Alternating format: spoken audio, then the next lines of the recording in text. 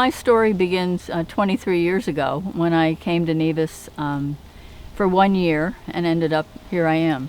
23 years later, I'm still here. In the interim, a lot of things have happened. I first came here from Philadelphia, where I worked as a daily journalist for many years. And I came on a volunteer vacation in archaeology on a project to Nevis.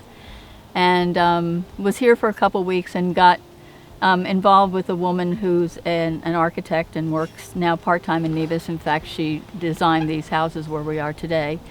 And she and I came up with this idea to write a book about Caribbean architecture. We had traveled throughout the Caribbean, collected lots of information, and then it was time for me to go back to work. And I thought, I don't think that's a great idea. I think I'm going to figure out a way to stay.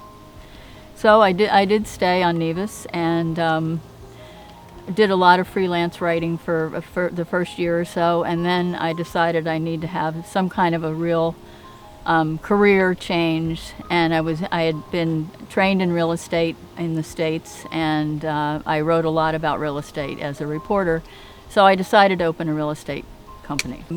I started out in a little hole in the wall, I mean literally almost a closet I had as an office when I first started. And you know, all the money that I would make, I would invest back into the business, and it kind of grew and grew. And I tried to take an approach of what it would be like coming from overseas and coming into an area that had a British law, Commonwealth law, a whole different type of system than people were used to. Real estate was different here than it was in the States and in the UK and Canada.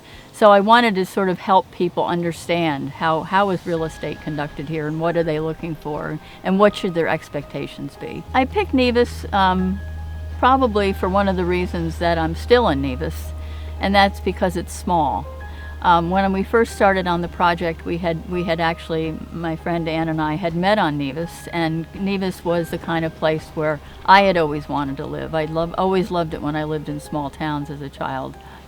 It was also actually pretty centrally located for getting around. We could fly to St. Martin or Antigua, and from there we could get down islands, and so it wasn't a difficult place to sort of base ourselves.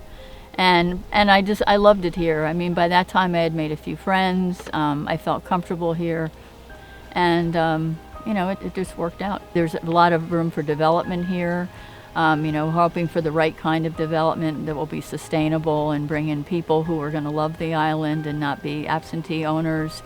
To a certain extent, we can buy things here. I know there's, of course, the carpentry products. Kitchen suppliers are excellent. They people who will do repairs on your home. I mean, that pretty much can be covered here. It's a real place, and I think that's a lot what keeps people connected and why people continue to come to Nevis.